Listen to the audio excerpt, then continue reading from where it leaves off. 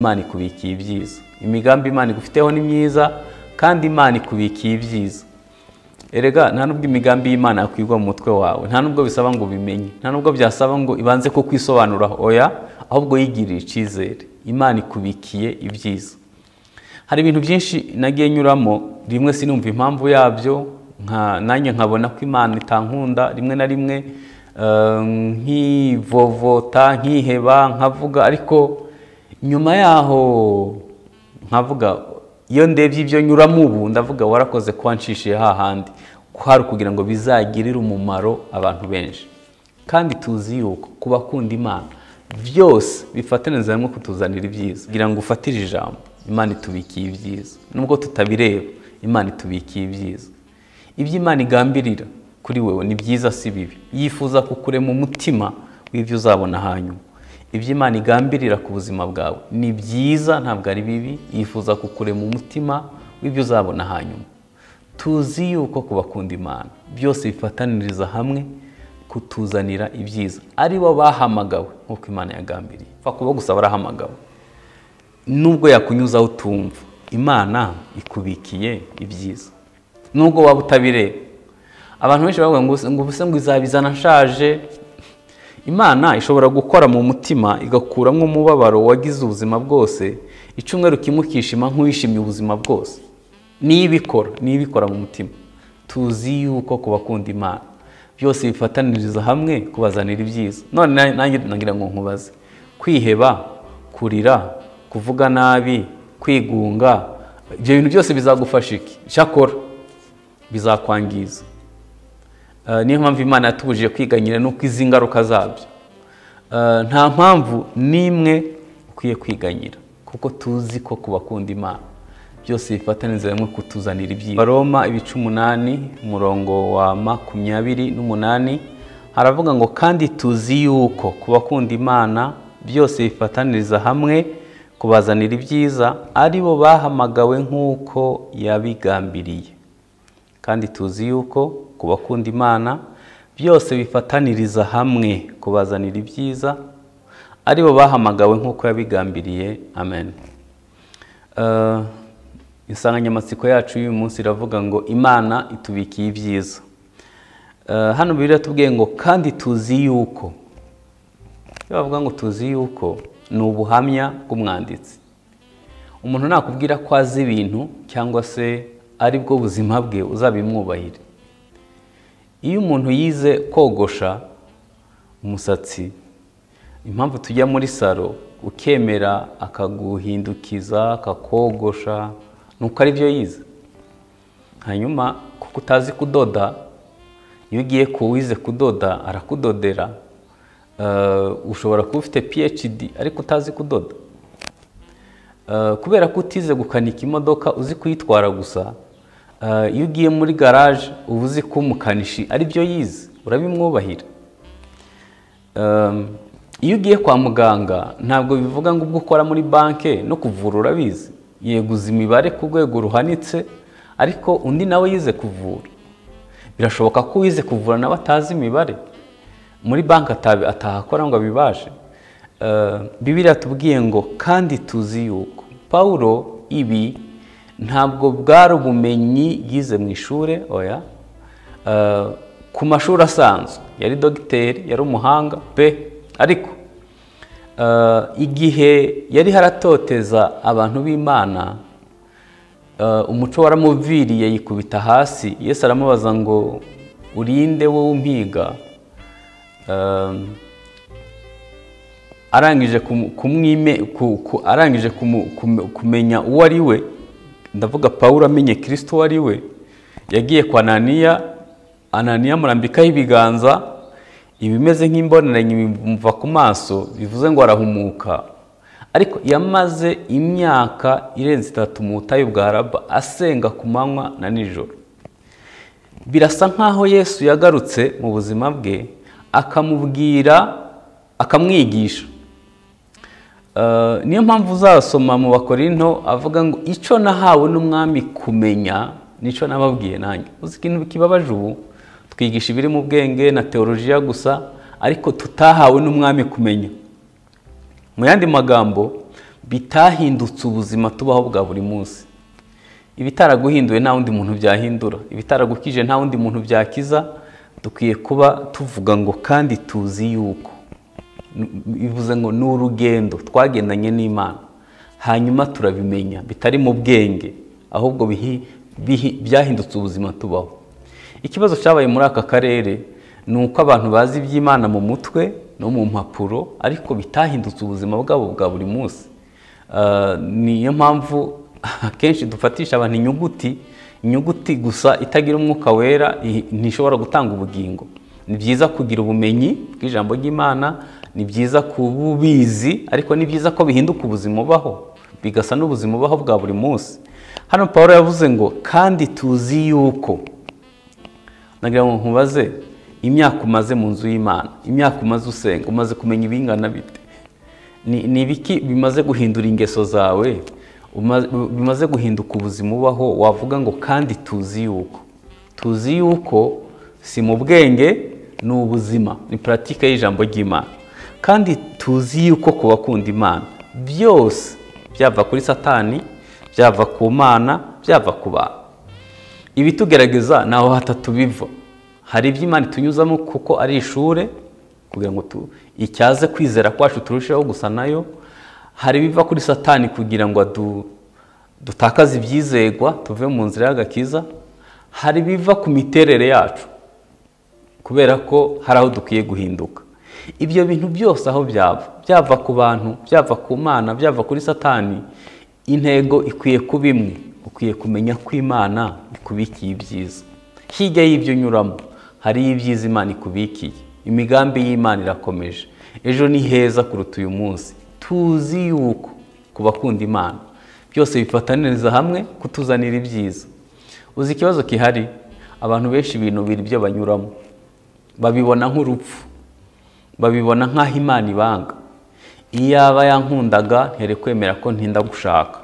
Iyo Imana inkunda ntiyari kwemera ko mfakara. Iyo Imana inkunda ntiyari kwemera ko mpomba. Iyo Imana ibi yankunda ntiyari kwemera ko mpfusha. Imana iba ari urukundo ntiyari kwemera ko abantu bampagurukira. Imana iba yankunda ntabwo yari kwemera ko umwana wanjye adakizwa, yenda ngo akaba yaragiye mu byo yagiyemo. Ibyo bintu byose ntibihindura urukundo rw'Imana. Kandi tuzi yuko ku bakunda Imana, iyo wakundishije Imana umutima wose n'ubwenge n'imbaraga, ibikugerageza aho byava hose, urabibwira ati yego murahari kandi ndababaye, ariko ntibyahindura urukundo Imana inkunda. Kuba waburaye ntibyahindura ko Imana igukunda. Kuba wariye ntibyahindura urukundo rw'Imana. Kuba ukenye ntibyahindura urukundo rw'Imana. Kuba ukize ntibyahindura urukundo rw'Imana. Bibiliya iravuga ngo nta kintu cyadutandukanya n'urukundo rwa Kristo Yesu. Nta kintu cyadutandukanya n'urukundo rw'Imana. Byaba akaga, byaba inzara, byaba gukubitwa, byaba kwambara ubusa, aho byava hose, tuzi yuko ku bakunda Imana byose bifataniriza hamwe kutuzanira ibyiza. N'iri jambo nkuzaniye, Imana itubikiye ibyiza. Nubwo utari kubyumva, nubwo utazi aho unyura, nubwo utazi impamvu yabyo, ariko Imana ikubikiye ibyiza. Imigambi Imana igufiteho ni myiza, kandi Imana ikubikiye ibyiza.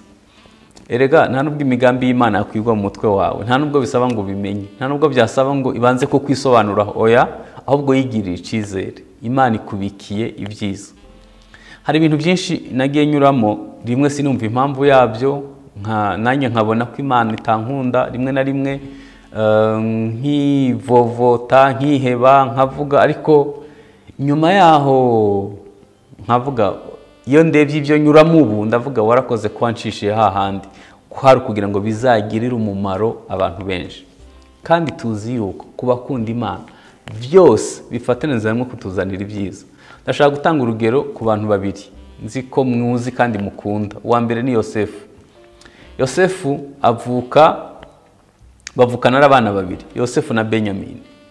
Hanyuma bavutse ku mugore Yakobo yakoreye imyaka 14. Murabizi ko yakoze imyaka 7 ya mbere, bakamuhindurira bakamuha umugore atakoreye, bakamubwira gukora indi 7 kugira ngo ahabwe wa undi yakundaga. Bivuze ngo yamukoreye imyaka 14. hanyuma uwo mudamu Imana imuziba inda ibyara ntiyabyaye, yaje kubyara abana babiri gusa, Yosefu na Benyamini. Muri make uwo mudamu yahise apfira mu nzira Yakobo ataha. Urukundo Yakobo yakunda uwo mugore wiwe, yese arukunda abana babiri basigaye, Yosefu na Benyamini cyangwa Benoni. Bibiliya iravuga ngo yamudodeshereza ikanzu ziruta iz'abandi, yari umwana ari gate, yari umwana utese, umwana witabwaho, umwana kandi ibiri amahire n'umwuka w'Imana muzaho. Imana itangurira kumuhishurira ibintu izamukorera cyangwa izamukoresha, ukuntu azaba mukuru, ukuntu Imana izamukoresha ibintu bikomeye.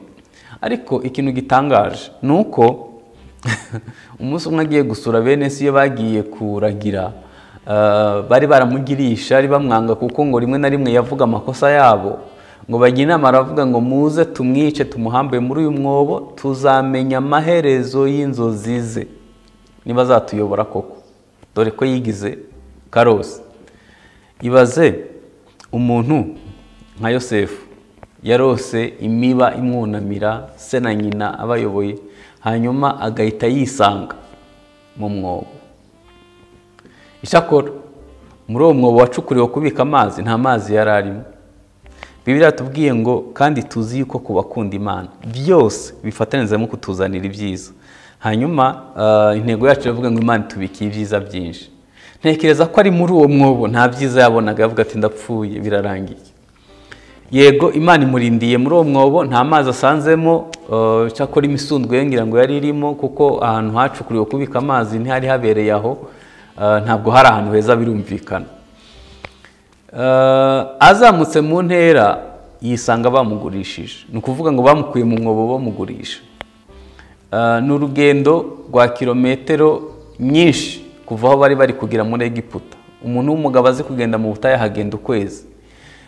Tekereza ko iyo hakonje haba munsi ya 0, hashuha karenza dogere 40-50.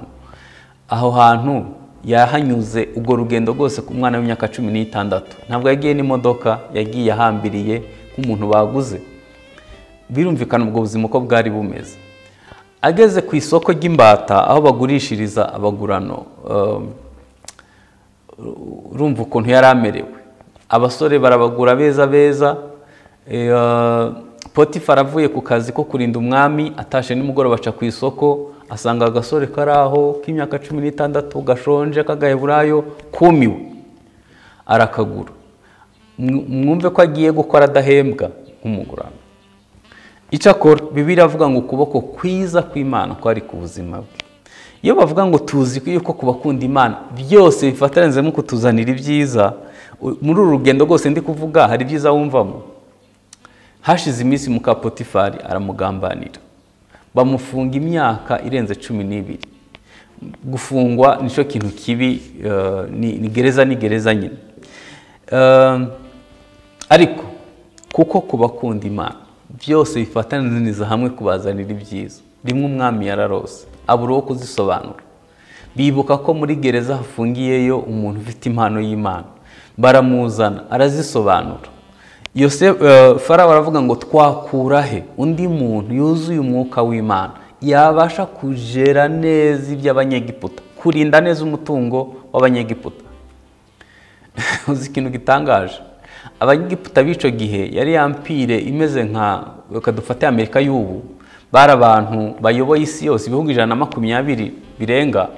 Ibaze kugira muri ibyo bihugu byose aribo bigisha isi yose kwandika, bavuge ngo twakuraho undi muntu.